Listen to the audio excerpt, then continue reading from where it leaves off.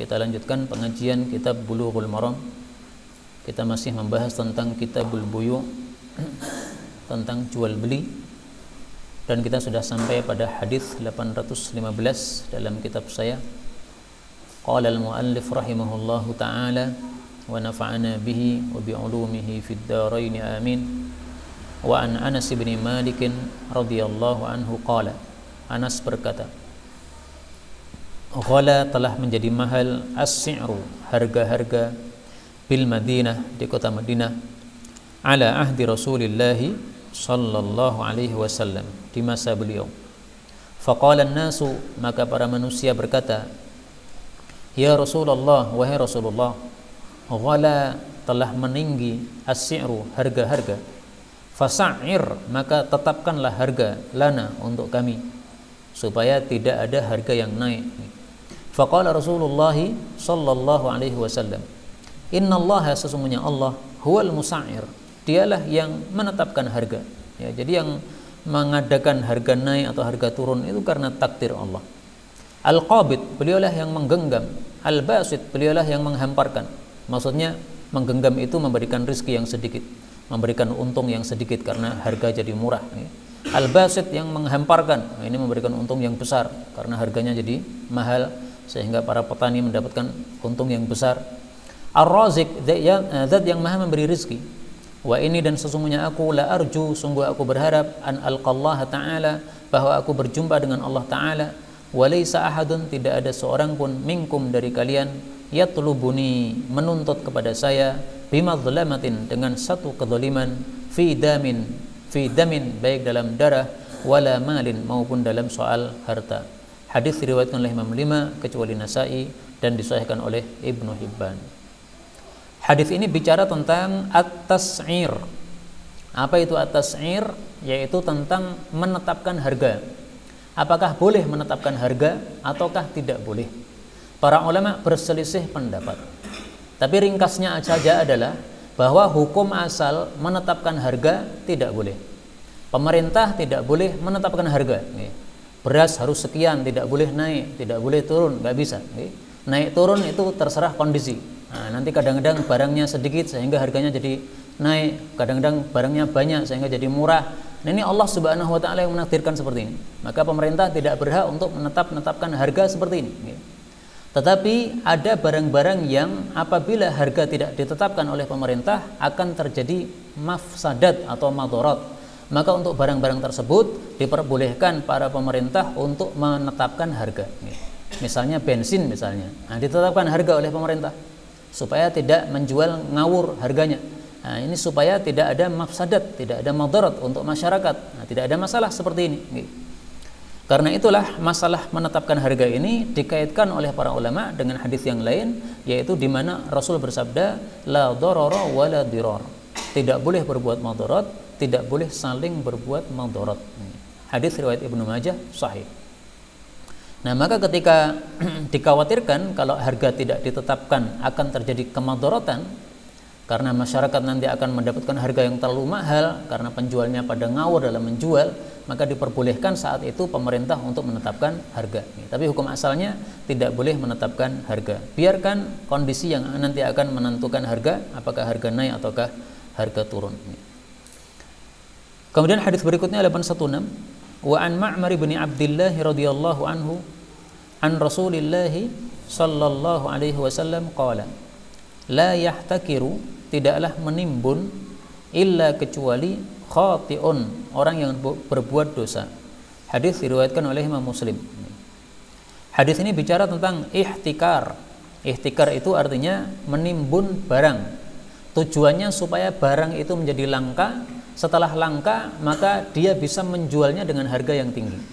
Nah, maka dilarangnya hal ini karena dia mendahulukan maslahat diri sendiri dan dia menyingkirkan maslahat umat yang banyak.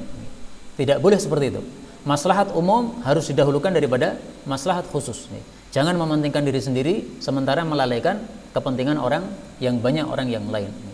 Karena itu masalah ini, masalah ihtikar itu tidak boleh hanya pada barang-barang yang apabila ditimbun akan memadarati masyarakat. Misalnya barang-barang yang merupakan kebutuhan pokok semua manusia. bensin itu adalah kebutuhan pokok semua manusia sekarang ini, karena semua orang pakai motor.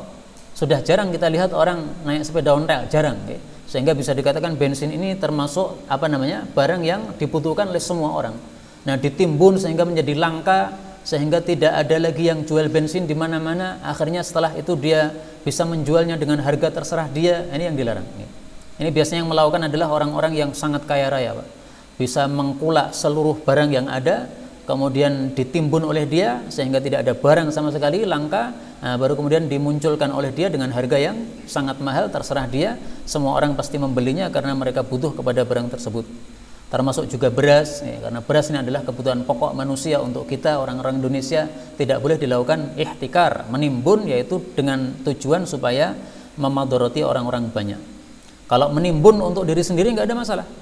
Misalnya ini kondisi beras sedang murah-murahnya, nah kita beli banyak untuk setahun, untuk kita makan, untuk sekeluarga kita makan, nggak ada masalah. Ini tidak termasuk ihtikar yang dilarang oleh Nabi SAW, karena yang dilarang ini adalah yang memadharati para manusia. Karena itu hadis ini juga dikaitkan oleh para ulama dengan hadis tadi, la dharara wala dirara. Tidak boleh berbuat madarat, tidak boleh saling memadharati. Hadis berikutnya 817. Wa an Abi Hurairah radhiyallahu anhu anin Nabi sallallahu alaihi wasallam qala, la tasurru, janganlah kalian itu menahan susu al-ibila, onta-onta, wal ghanama, dan kambing-kambing. Faman, maka barang siapa yang ibta'aha, membeli kambing atau onta yang sudah ditahan susunya, ba'du, setelah itu, fa innahu, maka sesungguhnya dia, bi khairin nadharaini, boleh memilih yang terbaik dari dua pilihan. Ba'da ayyahlubaha, setelah dia memerah susunya. Insya'a, jika dia mau, amsakaha, dia tetap memiliki hewan tersebut. Wa insya'a, dan jika dia mau, raddaha, dia mengembalikan kepada si penjual. Wa sa'an, ditambahi dengan 1 sa' min tamrin, dari kurma. Hadis muttafaqun alaih. Dalam riwayat Muslim, fahuwa bil khiyar, dia boleh memilih tersebut thalathata ayyamin, selama 3 malam saja batasannya. Dalam riwayat Imam Bukhari, radda ma'aha sa'an min ta'amin, dia mengembalikan bersamanya 1 sa' makanan. Jadi tidak harus kurma, ya, boleh beras, karena beras itu termasuk makanan pokok. La samra, tidak harus gandum yang mahal. Samra itu gandum yang mahal. Qala al-Bukhari, Imam Bukhari mengatakan, wat tamru, dan riwayat yang menyebutkan kurma akthar, lebih banyak daripada riwayat yang menyebutkan ta'am, makanan. Ini hadis bicara tentang musarrat. Musarrat itu apa? Adalah hewan yang punya susu, tetapi susunya ditahan di dalam teteknya, Pak. Caranya adalah teteknya diikat dengan tali berhari-hari, sehingga susunya akan terkumpul pada tetek tersebut. Nah, kemudian dijual. Orang yang membeli mengira bahwasanya ini hewan kebiasaannya mengalirkan susu yang banyak. Padahal sebenarnya enggak. Sebenarnya susunya biasa aja atau mungkin sedikit. Tapi karena sudah ditahan tadi sehingga susunya besar, sehingga dikira isinya banyak setiap hari. Nah, begitu sudah diperah, nanti akan ketahuan. Ternyata enggak balik lagi. Nah, kalau enggak balik lagi, berarti ketahuan ini hanya tipu-tipuan saja. Nah, maka di sini Rasulullah mengatakan, faman ibta'aha fahuwa fa innahu bi khairin nadharain. Kalau dia sudah terlanjur membeli, yaitu hewan yang tipu-tipuan tadi, maka dia setelah memerahnya, setelah mengetahui bahwa ini ternyata tipuan, boleh dikembalikan. Boleh juga tetap dia miliki. Insya'a amsakah, kalau dia mau dia miliki. Artinya dia ngalah, ya sudahlah, saya ketipu, mudah-mudahan besok saya nggak ketipu lagi, mudah-mudahan yang nipu saya diampuni oleh Allah. Nah, nggak ada masalah ngalah seperti itu. Tapi kalau tidak mau ngalah, boleh juga raddaha, dia kembalikan. Tapi kalau dia kembalikan hewan tadi, dia ambil uangnya lagi, dia harus mengganti susu yang sudah dia perah. Karena kan dia sudah perah susunya kan. Nah, susu yang dia perah diganti berapa? Rasulullah mengatakan sa'an min tamrin, 1 sa' kurma. Nah, di Indonesia nggak ada kurma atau susah cari kurma, boleh diganti 1 sa' beras. Karena di sini Rasulullah mengatakan sa'an min ta'amin. Ta'am artinya makanan. Nah, makanan ini kalau orang-orang Arab makanan pokoknya adalah kurma. Nah, kalau orang Indonesia adalah beras. Nah, seperti ini menunjukkan bahwasanya Rasul Shallallahu Alaihi Wasallam melarang penipuan dalam jual beli. Ini yang pertama. Yang kedua, kalau seseorang tertipu, maka dia boleh untuk ngalah, boleh juga untuk mengambil haknya. Terserah, bebas. Kita sudah tertipu, boleh kita kembalikan barang itu kepada penjual. Kamu nipu saya, boleh kita tarik lagi uang kita. Kalau tidak mau begitu, tidak mau urusan sama orang lain, ya sudah, kita ngalah saja. Insya Allah mendapatkan pahala, karena apapun kezaliman yang dilakukan terhadap kita pasti akan diganti oleh Allah pada hari kiamat nanti. Bapak Ibu rahimani wa rahimakumullah, di akhir hadis Rasulullah mengatakan la samra, bukan gandum yang mahalan. Nah, ini sudah ditetapkan oleh Nabi. Kalau kamu minta beras, beras yang apa? Jangan beras rojo lele, itu mahal itu. Nah, maka Rasulullah juga mengatakan di sini la samra, jangan minta gandum yang mahalan. Ini merugikan kepada penjual tadi. Meskipun si penjual sudah menipu, tetapi tetap diberi keadilan, yaitu kalau dia mengembalikan berasnya, maka berasnya adalah sesuatu yang biasa saja. Hadis berikutnya 818, wa an Ibnu Mas'ud radhiyallahu anhu qala, Ibnu Mas'ud berkata, berarti ini adalah hadis mauquf. Man, barang siapa ishtara, yang membeli syatan, kambing, muhaffalah, ini harokatnya salah, muhaffalatan, yang telah ditahan susunya, faraddaha, lalu dia mengembalikannya, falyarudda, maka hendaklah dia mengembalikan, ma'aha, bersamanya, sa'an, satu sa'. Hadis diriwayatkan oleh Imam Bukhari, dan Imam Ismaili menambahkan min tamrin, yaitu sa' dari, satu sa' dari korma. Ini sama hadisnya, hanya beda istilah saja. Kalau tadi istilahnya musarrab, kalau ini istilahnya adalah muhaffalah, tapi artinya sama, yaitu hewan yang ditahan susunya pada teteknya. Hadis 819, wa an Abi Hurairah radhiyallahu anhu anna Rasulullah sallallahu alaihi wasallam marra, beliau melewati, ala subrati ta'amin, pada setumpuk makanan, fa adkhala, lalu beliau memasukkan yadahu, tangannya, fiha, pada makanan tadi. Jadi Nabi ini keliling pasar untuk mengetahui apa yang terjadi di pasar. Fanalat, lalu mendapatkanlah asabi'uhu, jari-jari Nabi, balalan, basah. Faqala, maka Nabi bertanya, ma hadza, apa ini, ya sahibat ta'am, wahai pemilik makanan, wahai penjual makanan. Qala, dia mengatakan, asabathu, mengenainya, as-sama, langit, maksudnya air hujan. Ya Rasulullah. Faqala, maka Nabi bersabda, afala, kenapakah tidak, ja'altahu, engkau meletakkan yang basah ini, fauqat ta'am, di atas makanan, kayyarahun nas, supaya dilihat oleh orang banyak. Man ghasya, siapa yang menipu, falaysa minni, maka dia bukan termasuk dari golonganku. Hadis ini menunjukkan bahwasanya tidak boleh penjual menjual barang yang cacat tanpa diberitahukan kepada pembeli. Jadi barang cacat itu boleh dijual, Pak, tapi syaratnya harus diberitahukan.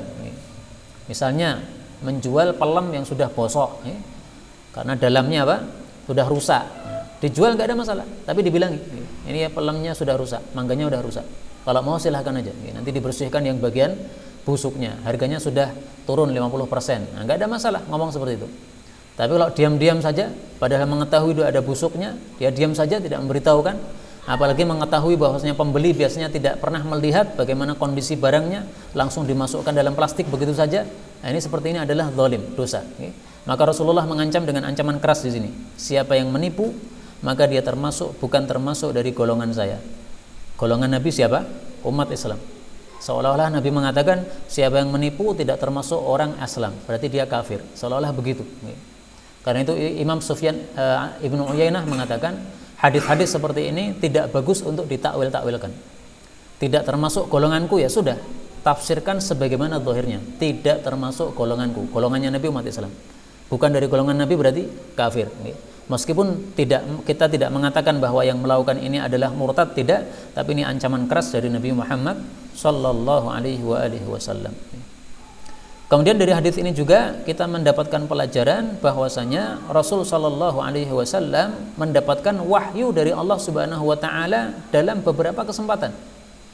Rasulullah mendatangi orang yang menjual, kemudian tiba-tiba tangannya dimasukkan pada ini tumpukan gandum, karena Nabi mengetahui dalam situ ada yang basah. Nah, ketika dimasukkan begitu, ternyata ada basahnya di bawah. Nah, semestinya yang basah ditaruh di atas supaya diketahui ini ada aibnya. atau dipisah, ini yang kering, ini yang basah. Karena kalau basah dengan kering dicampur, ini kasihan yang membeli nanti. Tidak tahu bahwa bagian bawahnya basah sehingga mudah rusak. Demikian juga kalau basah itu lebih berat timbangannya kalau memang dijual dengan timbangan. Kalau dulu memang biasanya dengan takaran, tapi seandainya dengan timbangan, ini adalah satu kezaliman, tidak diperbolehkan seperti ini. Maka Rasul sallallahu alaihi wasallam mendapatkan wahyu tidak hanya sekali dua kali, tetapi beliau berkali-kali mendapatkan wahyu, sebagaimana sabda Nabi sallallahu alaihi wasallam, beliau mengatakan bahwasanya kabar langit itu datang kepada Nabi pagi dan sore. Ala ta'manuni wa ana aminu man fis sama. Kenapa kalian tidak percaya kepada saya, padahal saya dipercaya oleh zat yang ada di atas langit. Ya'tini khabarus sama'i sabahan wa masa'an. Kabar langit datang kepada saya pagi dan sore. Hadis muttafaqun alaih. Artinya wahyu datang kepada Nabi pagi dan sore. Nah, ini contohnya beliau tiba-tiba mengetahui bahwasanya di bawah makanan itu ada sesuatu yang disembunyikan. Hadis 820, wa an Abdullah bin Buraidah an abihi radhiyallahu anhu qala qala Rasulullah sallallahu alaihi wasallam, man habasa, barang siapa yang menahan al-inaba, anggur, ayyamal qitafi, pada hari-hari dipanen, hatta yabi'ahu, sehingga dia menjualnya, mimman yattakhidhuhu khamran, kepada orang yang akan menjadikannya sebagai minuman keras, faqad taqahhaman nara, maka sungguh dia telah menerjang kepada api neraka, ala basiratin, padahal melihatnya atau padahal mengetahuinya. Hadis riwayat oleh Imam Bukhari, Tabarani dalam kitab Awsat dengan sanad yang hasan. Hadis ini menunjukkan tidak bolehnya kita menjual anggur kepada orang-orang yang akan membuatnya sebagai minuman keras. Kalau kita tahu, kalau tidak tahu, kita tidak menanggung dosanya. Kenapa tidak boleh? Karena dalam Al-Quran Allah Subhanahu wa ta'ala mengatakan, wala ta'awanu 'alal itsmi wal 'udwan. Janganlah tolong menolong dalam dosa dan permusuhan. Nah, maka kalau kita mengetahui bahwasanya ini pabrik akan membuatnya sebagai miras, haram hukumnya kita menjual kepada mereka. Kalau kita tidak tahu, nggak ada masalah dan tidak harus bertanya. Kami dari pabrik katanya ingin mengkulak anggur kita. Nah, tidak harus bertanya pabrik apa ini, pabrik minuman keras atau bukan. Nggak harus bertanya. Dijual aja nggak ada masalah. Tapi kalau tahu, maka tidak diperbolehkan untuk menjual kepada mereka. Termasuk juga para ulama mengatakan dilarang menjual senjata kepada orang-orang kafir. Orang-orang kafir harbi maksudnya. Karena orang kafir harbi jelas memerangi umat Islam. Kalau kita jual senjata kepada mereka, mereka akan gunakan senjata tadi untuk memerangi kita. Sehingga hukumnya disamakan dengan ini. Ini sama dengan kita membantu orang-orang kafir untuk memerangi umat Islam. Maka kalau ada misalnya boikot produk tertentu, ini sebenarnya masuk dalam bab seperti ini. Karena tujuannya adalah jangan sampai kita membeli produk mereka sehingga mereka menjadi semakin kaya raya, bisa membeli bom dan sebagainya, diserangkan kepada umat Islam. Ini fatwa yang masuk akal sekali, tidak ada masalah. Bukan berarti ini menyelisih hadis Nabi SAW. Nabi bermuamalah dengan orang-orang Yahudi, yaitu Nabi bermuamalah dengan orang-orang Yahudi, tapi kondisinya kondisi biasa. Sebagaimana kita ketahui, Yahudi Madinah itu kan tidak perang sama Nabi SAW. Mereka mengadakan janji damai dengan Nabi SAW. Nggak ada peperangan antara Nabi dengan orang-orang Yahudi. Tapi kalau diketahui bahwasanya orang Yahudi itu memerangi kaum muslimin, nah, di sini hukumnya bisa berubah. Kalau mereka betul-betul menjadi kaya dengan sebab kita beli terus jualan mereka, akhirnya mereka menggunakan kekayaannya untuk membeli senjata. Kita tahu bahwa kekayaan itu untuk membeli senjata, setelah itu memerangi umat Islam. Nah, ini kita bertanggung jawab ini. Kalau kita mengkayakan orang-orang Israel, kemudian mereka bisa membeli senjata yang banyak, membunuh orang-orang Palestina, nah, kita bertanggung jawab atas rupiah yang kita berikan kepada mereka lewat produk-produk mereka. Nah, maka fatwa seperti ini jangan dianggap sesuatu yang menyelisih hadis Nabi SAW, karena masalahnya berbeda antara kondisi zaman dulu dengan kondisi saat ini. Kondisinya harus diperhatikan bagaimana hukumnya, maka hukumnya bisa berubah-ubah tergantung kepada kondisinya yang berubah-ubah. Kemudian dari hadis ini juga kalau kita tarik kepada masalah yang lain, misalnya yang sering ditanyakan adalah tembakau. Boleh enggak kita menjual tembakau itu? Nah, tergantung digunakan untuk apa dulu. Kalau kita mengetahui bahwasanya ini akan digunakan untuk bahan yang kita anggap haram, misalnya rokok misalnya, dan kita meyakini bahwasanya rokok haram, tidak bisa kita menjual itu. Tapi kalau tidak tahu, ya tidak ada masalah. Kalau kita meyakini rokok itu makruh, ya berarti makruh juga menjualnya. Jadi hukumnya menjual ini disamakan dengan hukumnya barang tersebut. Di sini Rasulullah menyebutkan apa? Khamron, minuman keras. Minuman keras hukumnya haram. Nah, maka jelas berarti menjual anggur untuk pabrik miras haram juga. Karena itu menjual anggur ini netral sifatnya, bisa haram bisa halal, tergantung menjualnya kemana. Menjual untuk orang biasa digunakan untuk sesuatu yang halal, halal. Menjual untuk pabrik minuman keras, untuk membuat minuman keras jadi haram, bisa halal bisa haram. Karena memang barangnya netral, sehingga hukumnya tergantung kepada kondisi. Tapi kalau barangnya sudah haram, dia apa-apakan haram. Contohnya, para ulama mengatakan, contoh nih, contoh. Amma ma la yuf'alu illa li ma'siyah. Adapun barang-barang yang tidak bisa dipakai kecuali kemaksiatan, kal mazamir, seperti seruling, alat-alat musik, fala yajuzu bai'uha wa shira'uha. Tidak boleh sama sekali menjual atau membelinya. Karena memang apa? Alat musik adalah apa? Haram. Tidak ada alat musik halal, enggak ada. Jadi alat musik tidak seperti anggur. Kalau anggur tadi netral, bisa halal bisa haram. Dibuat minuman biasa halal, dibuat buah untuk dimakan halal, dibuat miras baru haram. Nah, tapi kalau alat musik mau halalnya gimana? Gitar mau halalnya gimana? Enggak ada gitar halal, enggak ada. Gitar itu haram tok. Sehingga tidak boleh membuat gitar, enggak boleh. Menjual gitar enggak boleh. Membeli gitar juga enggak boleh. Ngiderkan gitar, membantu orang yang punya gitar untuk dijualkan enggak boleh. Ngiklankan gitar enggak boleh. Posting ada gitar dijual enggak boleh. Kenapa? Ini membantu keharaman. Ini kalau kita meyakini apa? Alat musik adalah haram. Dan saya baru mengetahui ternyata para ulama salaf semuanya sepakat alat musik hukumnya haram. Enggak ada perselisihan. Kecuali apa namanya? At-tufu, rebana. Nah, rebana ini diperbolehkan karena ada hadisnya.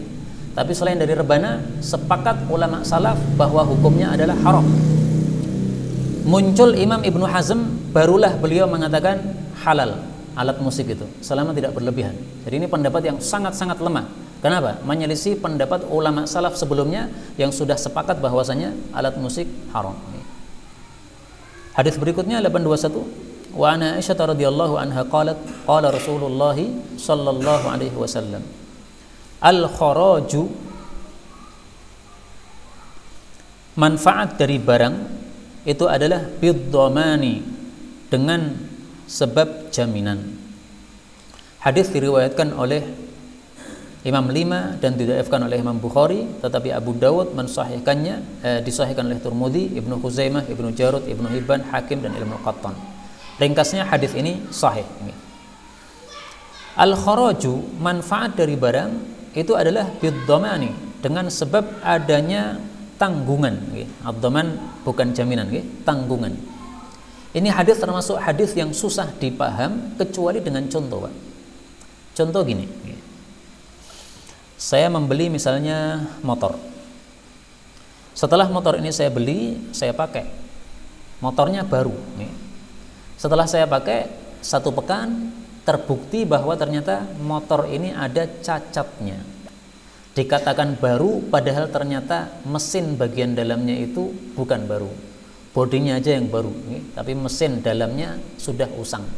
Nah, setelah saya mengetahui bahwa ini adalah barang bohongan, saya kembalikan kepada penjual dan saya tidak harus mengganti rugi 1 pekan saya pakai tadi.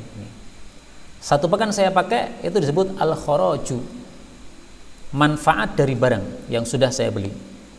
Itu berhak saya gunakan, berhak menjadi milik saya bidhaman, karena saya menanggung barang itu setelah barang itu saya beli. Bisa dipahami? Jadi kalau saya membeli barang itu sudah menjadi milik saya. Kalau barang ini rusak, siapa yang nanggung? Ya saya sebagai pembeli. Saya beli motor. Setelah motor jadi milik saya sah, maka kalau motor ini rusak, saya yang nanggung. Kalau motor ini dicuri orang, saya yang nanggung. Tidak boleh saya mengatakan kepada penjual, wahai penjual, motor saya dicuri orang, tolong saya diganti. Nggak bisa, ini tanggungan kamu sendiri, ini sudah kamu miliki. Nah, Rasulullah mengatakan, kalau barang itu setelah kita beli adalah menjadi tanggungan kita, maka berarti manfaat-manfaat dari barang itu juga menjadi milik kita. Nah, maka kasusnya tadi, ada orang beli motor, dia pakai selama 1 pekan. Ternyata motornya cacat, dikembalikan. Si penjual mengatakan, kalau kamu kembalikan, boleh saya terima, tetapi kamu harus ganti rugi 5 hari kamu pakai motor ini, kamu bayar. 1 hari saya hargai 100.000, berarti engkau bayar 500.000. Nah, di sini yang dimenangkan siapa? Apakah penjual dimenangkan, dia dapat 500.000, ataukah pembeli yang dimenangkan, dia tidak harus membayar apa-apa? Yang dimenangkan adalah pembeli, karena Rasulullah mengatakan al-kharaju bid-dhamani, ya. Jadi ringkasnya, manfaat dari barang itu menjadi milik si pembeli karena si pembeli ini sudah menjadi penanggung terhadap barang yang dia beli tadi. Sehingga ketika dia kembalikan barang yang cacat, maka dia tidak wajib untuk mengganti harga dari penggunaan barang tersebut selama dia bawa. Inilah hadis-hadis yang dapat kita baca pada malam hari ini, karena hadis berikutnya ini sudah bicara tentang masalah yang lain, sehingga insyaallah kita lanjutkan pada waktu yang akan datang. Wallahu a'lam bissawab, walhamdulillahi rabbil alamin. Kalau ada pembahasan dipersilahkan.